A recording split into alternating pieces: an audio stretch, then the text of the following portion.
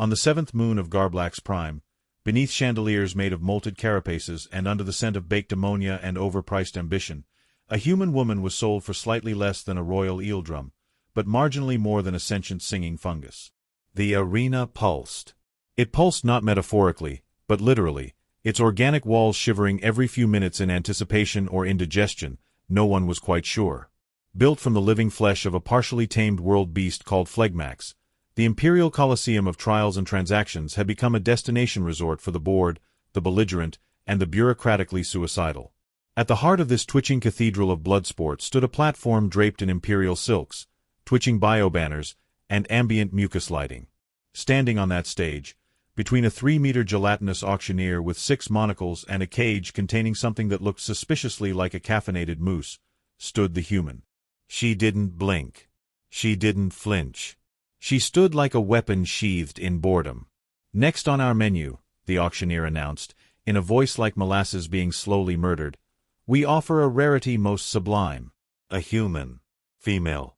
Combat rated. With a kill ratio that suggests either divine favor or excellent luck.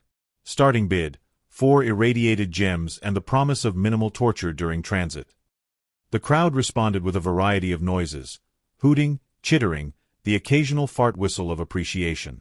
She didn't move. The announcer blob rotated one of its monocles to zoom in on her. "Come now, fine dignitaries. This is no mere pet. No decorative primate. This one's fought in your wars. Silent. Deadly. And I'm told, very good at staring contests." Her name, at least the one used in the program, was Ellie 9. Or Mira, depending on which file you accessed. Earth's own bureaucracies had been less than coordinated about who exactly they were selling. It hadn't mattered. The Empire wanted spectacle. Humanity needed a loophole. And Ellie, Mira, was very, very good at being both weapon and theater. An exonoble from the Grarl-Hiss Concord slithered a bid through his translator worm. 6 gems and 1 back-scratcher made from rebel femurs. A war fungus from the glorious Spore people offered 2 fleets and a novelty dance in her honor. A massive war beast ambassador merely held up a sign that said, "Yes." The auctioneer burbled appreciatively. "Do I hear a bid from the Hollow Court? The mech spiders of Epsilon Drac." Silence. Then a shimmering voidworm from the Empire's central desk, a creature made entirely of bureaucracy and condescension, projected its final bid, 8 gems. 1 unrefusable clause. And championship entry under Class 4 combat treaty law. The crowd gasped in at least 17 languages. Ellie's lip quirked. Not quite a smile.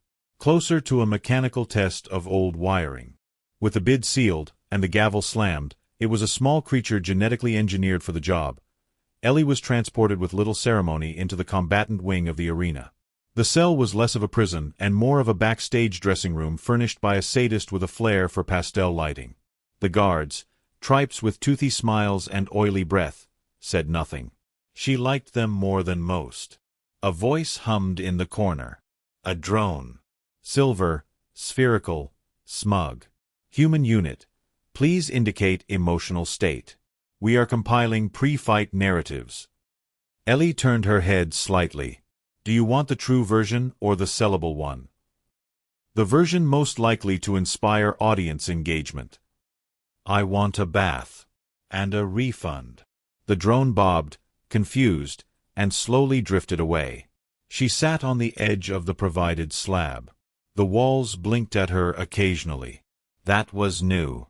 The air was warm, moist, and smelled faintly of decaying cinnamon and charged particles. Her fingers flexed, counting breaths. She didn't meditate, not formally. She calibrated. Sight lines. Material strengths. Environmental leverage. Her auction number still blinked red on the back of her hand. 147A. Combat Escrow, Earth Origin, Homo sapiens, Sniper Variant. There'd been no handlers, no chains, no resistance. She'd walked into the auction herself. Signed the forms. Given her own blood sample. All according to Treaty Loophole 7.14b, subsection Kappa, A combatant who enters auction of their own free will is afforded post-victory sovereignty protections under temporary species elevation protocols. A fiction, of course, but legally binding if executed perfectly. Outside her cell, the arena roared. The match today was no mere show. It was the finale of the Grand Conquest Circuit. A fight for diplomacy held every 7 orbital cycles. Winners received resource rights, fleet movements, and the occasional legal genocide pass. Earth's seat had always been symbolic, decorative. They were the underdog mascot species, novel, emotional, strangely symmetrical. No one expected them to win, ever. No one had ever seen a human actually survive past the quarterfinals. She exhaled slowly, eyeing the locker in the corner. Inside would be her equipment. What the Empire considered a fair allowance. 1 projectile, 1 firing mechanism, and clothing appropriate for public decency and combat functionality. Ellie opened it. A gun. Elegant. Familiar. Hers, actually, smuggled back into play via diplomacy shell games. She slid her hand along the barrel. Still oiled. Balanced. Chamber smooth. Sights aligned. And a single round. Polished. Dense. Custom forged. She stared at it. 1 shot. She'd only ever needed one. A bell tolled outside, not so much ringing as screaming in culturally sanctioned tones. It was time. The door opened, revealing a hallway lined with toothy murals and motivational graffiti from various conquests. The guards escorted her wordlessly to the arena's threshold. The doors, living things made of petrified hide, peeled open with a moist hiss. Light and sound exploded inward. Heat. Screams. Scents ranging from caramelized copper to fermented despair. She walked forward. The arena floor was a geometrically inconsistent battleground. Part desert. Part jungle. Part floating debris fields. Gravity bent whimsically. Lighting changed by audience vote. At the center stood the other combatant. 12 feet tall. A masterpiece of alien war biology. 4 arms. 3 eyes. Armor made from extinct predator bone. Muscles like sculpted rage. And a name that required 2 tongues and a sacrificial vowel to pronounce correctly. He raised a blade and shouted something that made the arena cheer and urinate in equal measure. She said nothing. A drone approached her, clicking. Combatant LE9. Please deliver pre-fight statement for emotional resonance. She adjusted her rifle, tilted her head.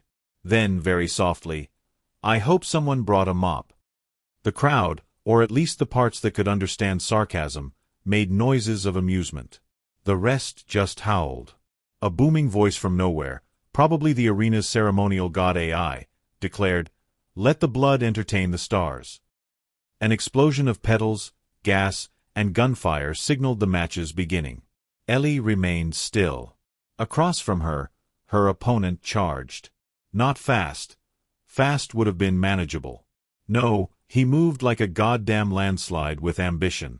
He shattered stone, bent metal, knocked over a decorative statue of a mating kraken.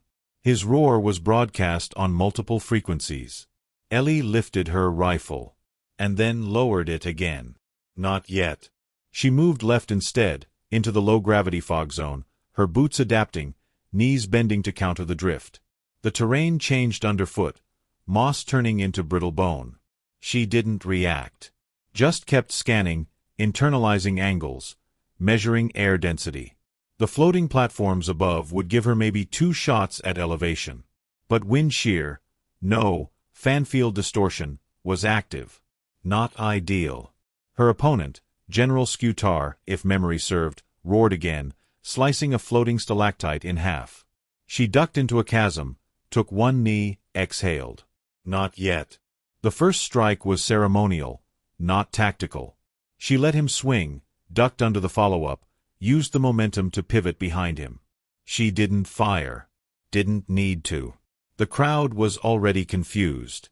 She was supposed to panic. She was supposed to fire early, get lucky, and die. Instead, she moved like a predator solving a puzzle. Scutar turned, frustrated, voice booming. Are you broken, fleshling? Or simply resigned? She smiled faintly, just waiting for the right moment. He attacked again. She retreated through the fog, into the shifting sand, hiding her footprints, forcing a pace change. Every step was data. Every dodge, a recalibration. The crowd grew restless. Some aliens began adjusting their bets. In the observation suite above, a few dignitaries frowned. "This isn't going to plan," muttered the trade arbiter of Black's 9.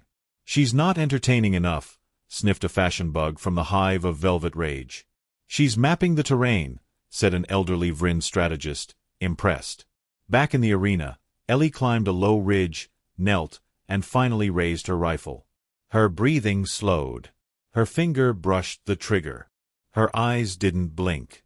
Her opponent charged again, blade raised, a final arrogant arc. And she waited. The shot didn't fire. She stood, jumped, landed behind him, and placed the barrel against the back of his head.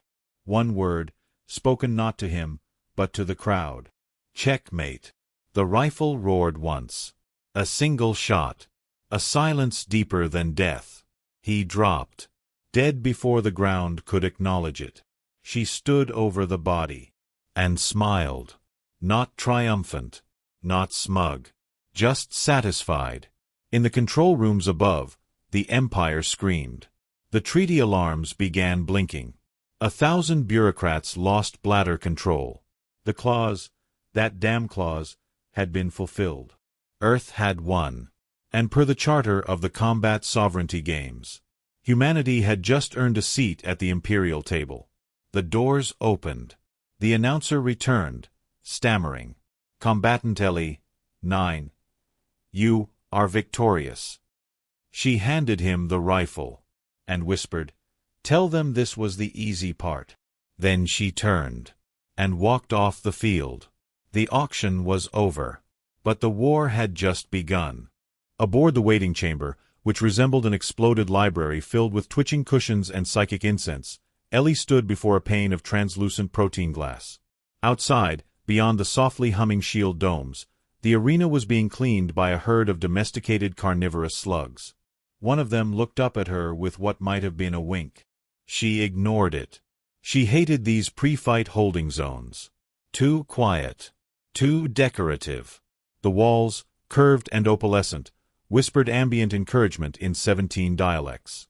A slow, pulsing rhythm underpinned it all, designed, supposedly, to reduce anxiety and instill confidence. Ellie felt neither. She wasn't here for confidence. She was here to complete the next move in a game most of the galaxy didn't know she was playing. Her neural implant buzzed with static. Then a voice, low and dry, filtered through. "You're trending again." She didn't smile. Didn't even blink. "What's the meme this time?" "Sniper Barbie brings Imperial Doom in heels." You weren't wearing heels, but the visual's too good to fact-check. The voice belonged to Lieutenant Tannen, currently stationed 5 parsecs away in a legal gray zone known colloquially as spreadsheet space. He was one of the last Earth intel officers still cleared to communicate with her directly. Mostly, he provided sarcasm and live translations. Ellie shifted her stance, arms crossed. "They still think I'm a novelty." "To be fair, you are. But now you're a novelty with kill stats and diplomatic repercussions. They'll send a real monster this time."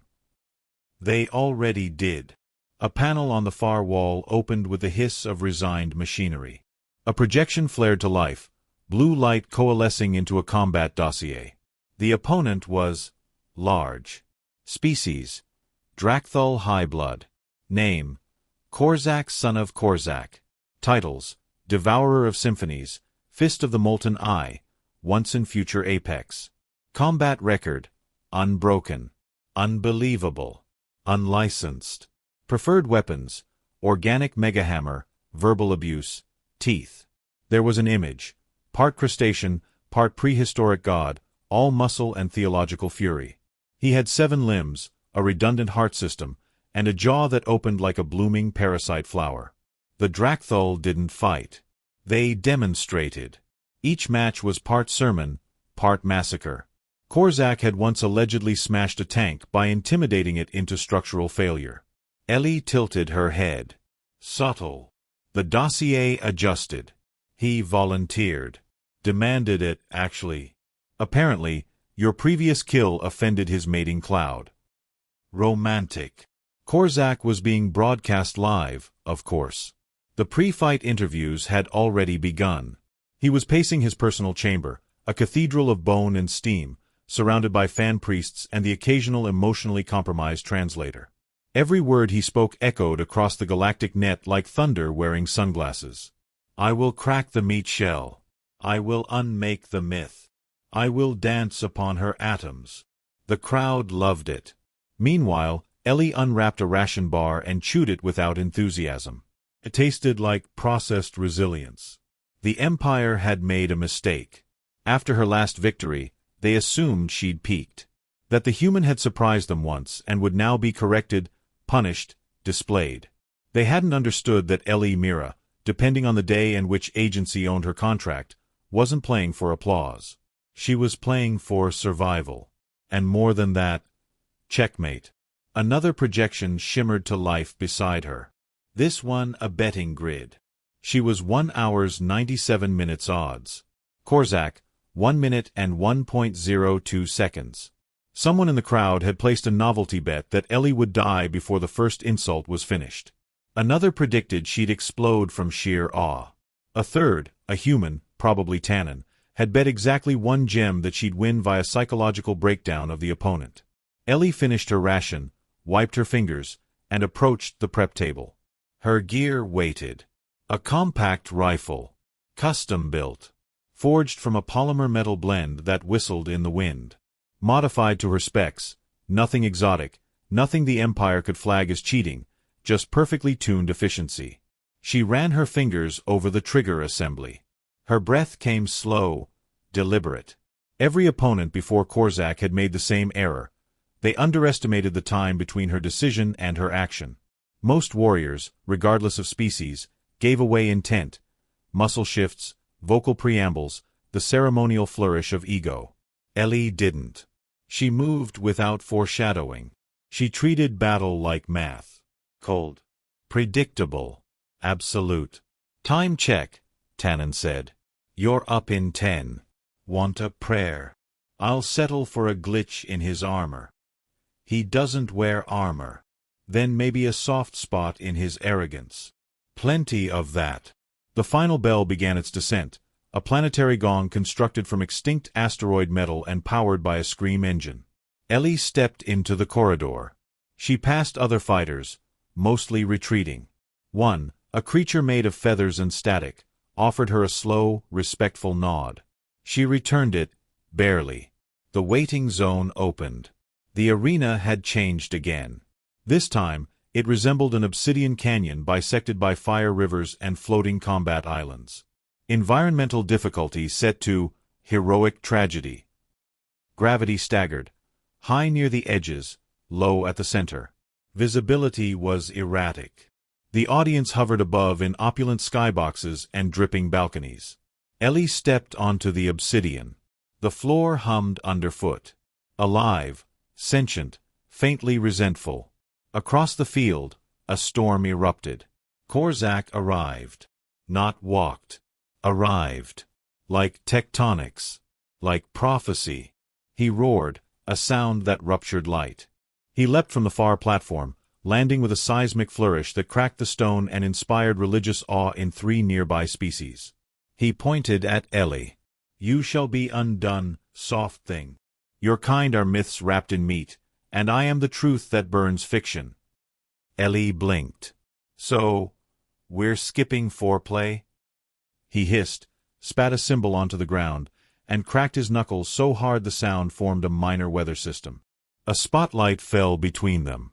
The arena voice, the god AI again, spoke like a deity dictating taxes. Let glory determine truth. Then silence. Then movement. Korzak didn't charge. He began to circle. Slowly. Studying. Cleverer than the others. His mouth split open in a grotesque grin. "You're calm. Impressive. Some of your kind squeal. I've had worse dates. You joke to hide your fear." "No, I joke to distract you." She shifted. Subtle. He noticed. Didn't attack. "Tell me, human, do you believe in soul memory?" "Not after boarding school. I will carve your mind from your bones. Your defeat will echo into the DNA of your pathetic descendants." Ellie tilted her head. "You talk like a monologue factory." Korzak lunged, but pulled back. A feint. Clever. She didn't react. That was the reaction. He circled again, slower now. A predator aware of something off. "You're not sweating," he murmured. "I already did that. Back when I volunteered." That paused him. "You volunteered?" "I sold myself. Legally. For entry." Madness. Strategy. He roared again, angrier now. "Then your death will be all the more satisfying." "Maybe. But let's make it interesting." She dropped into a crouch. Sights calibrated. Korzak launched. The arena shook. Time slowed. Not metaphorically. The god AI adjusted temporal flow for spectator clarity. Ellie saw the strike forming. 7 limbs, spiral trajectory, enough force to crumble bunkers. She didn't flinch. Didn't raise the gun. Instead, she moved. A sidestep. A crouch. An angle. She used his momentum, not to counter, but to map. Every strike a data point. Every roar a vulnerability. She'd fought gods before. Or near enough. But Korzak was different. Not because of power, but because he knew he was powerful. His flaw wasn't strength. It was certainty. And certainty cracked. She needed the audience to see it. Needed the Empire to doubt. She fired, not at him, but at a structural seam above his platform. Dust fell. A distraction. He stumbled. Not much. But enough. The crowd murmured. For the first time in his career, Korzak missed. Ellie lowered the rifle. Didn't speak. Didn't move. Just looked at him. Like a surgeon contemplating the next incision. He straightened. Angry now. Less divine. More mortal. "You tricked me," he growled. "I haven't started." He raised his hammer. She raised her gaze. And smiled. Small. Precise. Like a trigger halfway pulled. The crowd leaned in. Every camera focused. And deep in the Imperial command room, an admiral watching through one of his 16 eyes whispered, "We've underestimated the human, again." Back in the arena, Korzak began to charge. And Ellie stood waiting. Perfectly still. Because now, the real fight could begin. The floor beneath her flexed, twitching like a living nerve. That was intentional, of course, another delightful quirk of the Empire's finest dueling arenas. The architects had designed it to emulate the capriciousness of fate, which mostly meant the terrain through the occasional tantrum. Ellie adjusted her balance.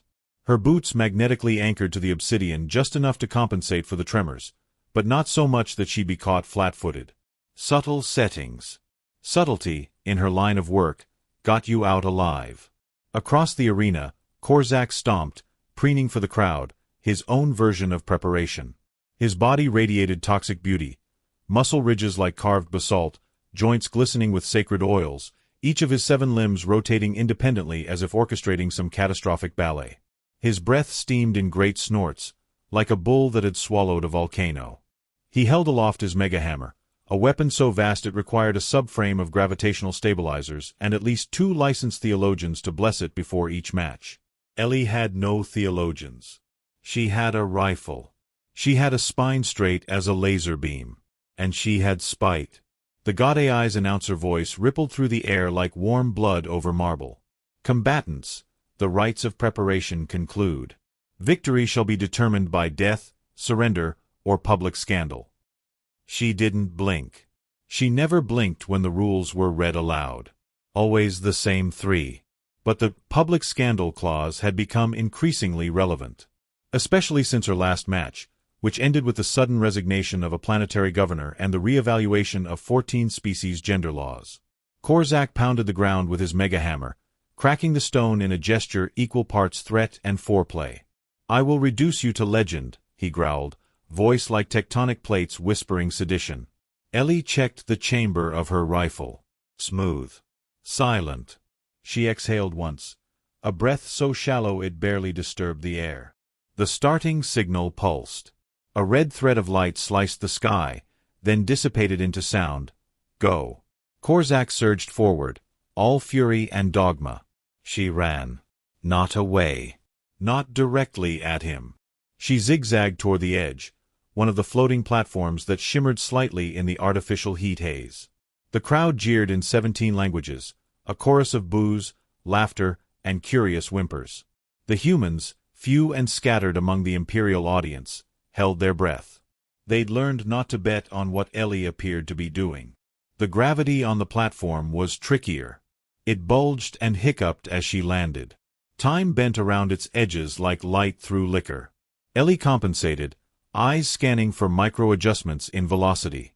Korzak launched after her, each footfall a miniature earthquake. He didn't bother with trajectory math. He assumed his mass would make up for any miscalculations. It usually did. But this wasn't a usual fight. She reached the center of the platform just as it shuddered upward. She dropped to one knee, pivoted, and fired. Not at him, but at the base of a counterweight structure hanging above. A second later, the platform destabilized. Korzak landed. And skidded.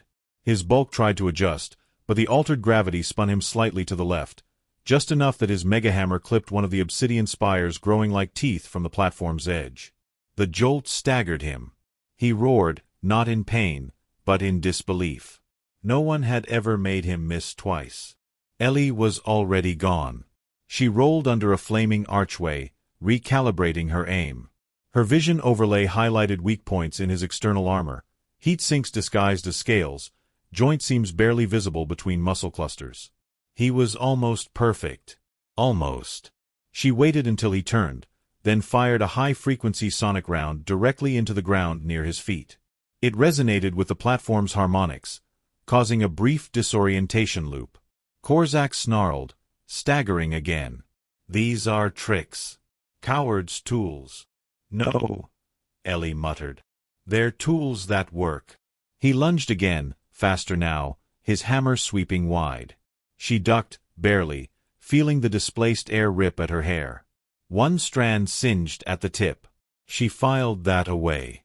Distance was closing. She couldn't keep this up. Not forever. Not even for 5 more minutes. She had 4. 4 minutes until the platform cycle reset and the arena reconfigured itself, turning her current tactical advantage into a lava-drenched obstacle course. Korzak charged. She fired a cryo round at his thigh, a quick, low-damage shot aimed to slow. It pinged off a hardened scale. He laughed. "Pathetic." She smirked. That wasn't the shot. He looked confused, then heard it. The cryo round hadn't penetrated, but it had ricocheted, and struck a support column, which collapsed, and dropped a portion of the upper platform onto the secondary gravity generator. The arena jolted. Everyone stumbled. Ellie didn't. She'd predicted this, calibrated it. Now gravity was irregular. Again. Now the arena had bite. She launched herself upward, using the low G pocket to vault over him, firing a burst of flash rounds into his eyes. Not to blind, but to irritate. To inflame his rage just enough that he'd stop thinking and start chasing. He did. Like a god in a tantrum, Korzak bounded after her, smashing stone, screaming oath-riddled war cries that translated, when the auto-subtitles didn't malfunction, into things like, "Your bones will decorate the altars of defeat. My vengeance has appendices." She touched down on the third platform, triangular, flickering, altitude wobbling between 30 and 40 meters. It rotated slowly, creating a dizzying effect. Perfect for distraction. She ran the perimeter, drawing him in. He followed, hammer raised, breathing like an engine on fire. Ellie stopped. He smiled. A mistake. She dropped flat and fired. This wasn't a direct hit. It wasn't meant to be. The round traveled past him, pinged off the rotating platform's axle, and bounced into the magnetic stabilizer. The stabilizer sparked, then died. The platform tilted violently. Korzak roared, stumbled, slipped, one foot sliding off the edge. He grabbed the lip with two hands, 7 claws digging into stone. Ellie stepped forward, looked down at him. Her face was unreadable. "This isn't a kill shot," she said softly. "It's a demonstration." He spat blood and something that might have been philosophy. "Do it. Finish me. Claim your trophy." She didn't raise the rifle. Instead, she turned it sideways and let it fall. It clattered to the ground next to him. "No trophies," she said. "Not today." He stared, and for the first time, hesitated. She walked away, and the crowd, silent for 10 seconds, erupted. A dozen broadcasters screamed. The betting lines collapsed. Statisticians wept. And in the imperial skyboxes, several aristocrats fainted politely. The god AI's voice wavered, then recalibrated. "Victory is determined." Ellie stopped just short of the arena's edge. Behind her, Korzak dragged himself back onto the platform, stunned. Not injured. Not defeated in the traditional sense. But irrevocably beaten. By a human. By a sniper who hadn't fired to kill.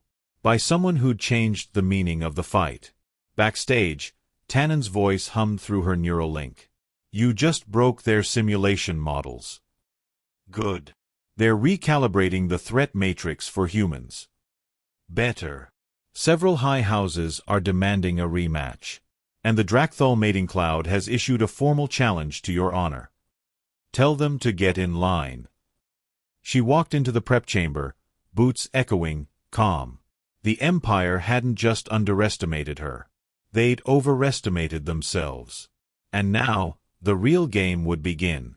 The Grand Conclave of Species convened 42 minutes after the fight ended, a record, given the usual delay caused by ceremonial oozings and the required insult exchanges between the Molochs and the Trellborn.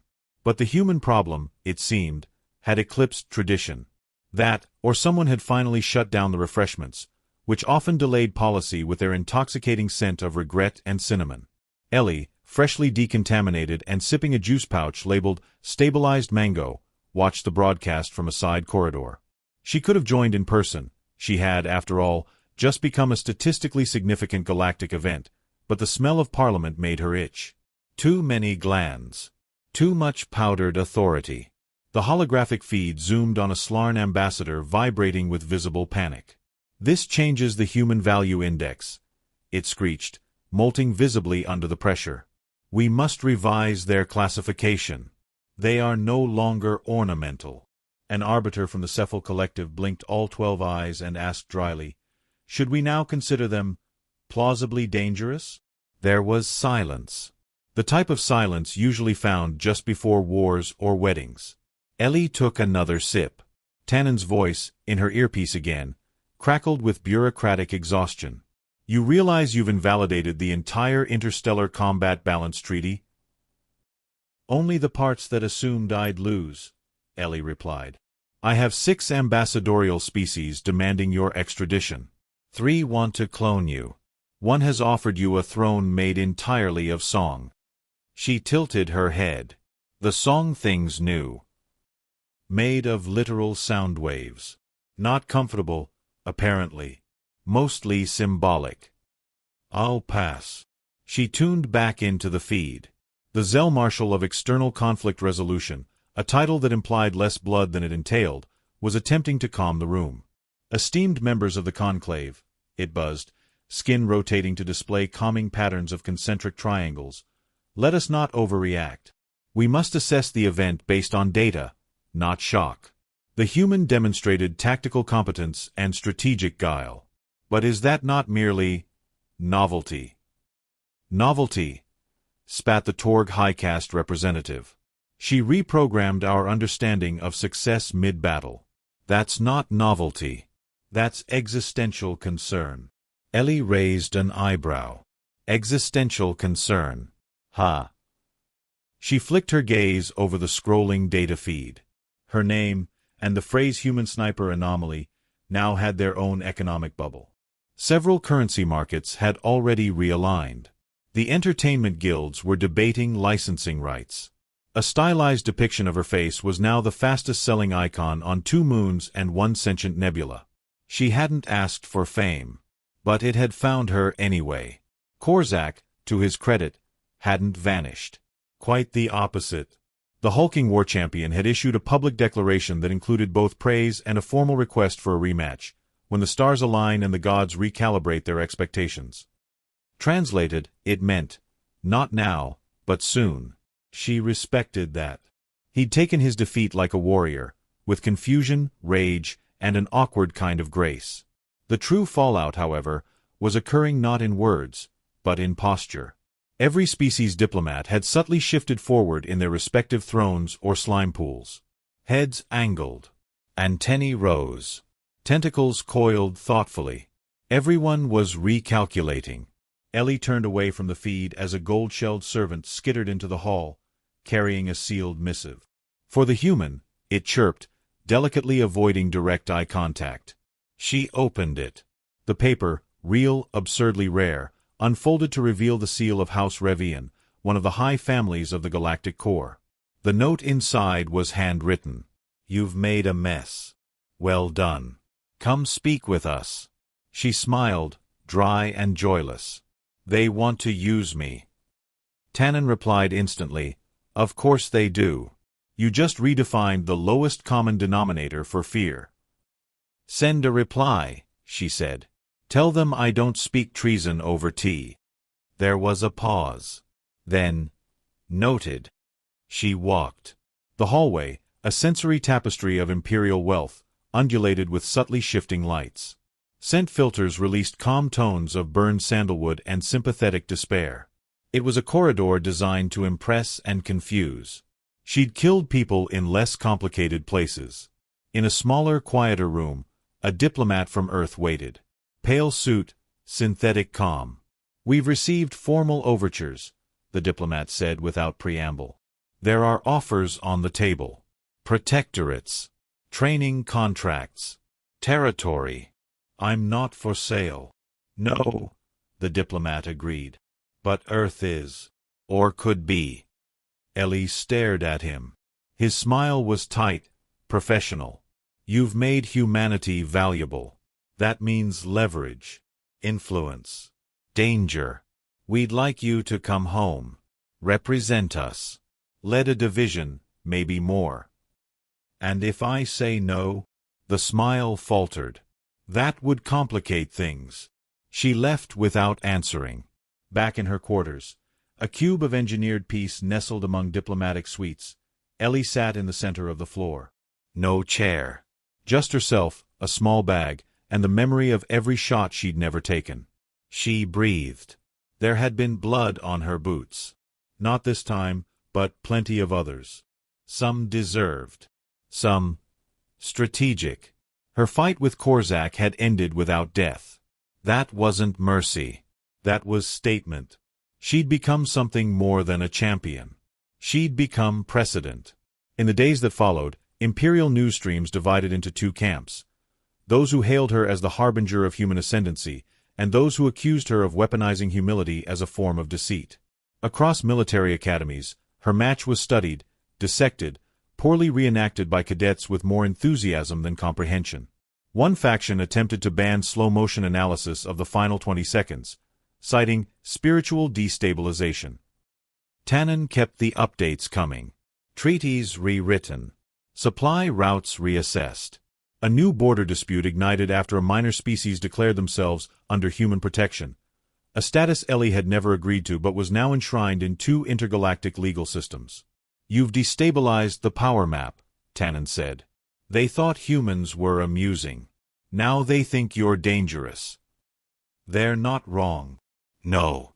But they're scared. And scared empires make dumb choices. I'm counting on it. He paused. You have a plan? She stood, tightening the strap on her bag. Not yet. But I have direction. Which is? She walked toward the launch bay. Wherever the next lie lives. 1 week later, the Galactic Senate ratified the Human Combat Reassessment Doctrine. It was a diplomatic tangle of euphemisms, but its meaning was clear. Humans were no longer non-combatant auxiliaries with narrative charm. They were now listed as independent tactical agents with destabilizing potential. A few senators protested. 1 wept, loudly. 2 resigned. Ellie, meanwhile, disappeared.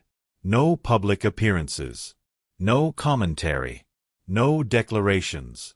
Only traces, a mark on a weapons manifest here, a ping from a forgotten comms satellite there. Stories emerged. A warlord lost their throne. A corrupt governor surrendered overnight.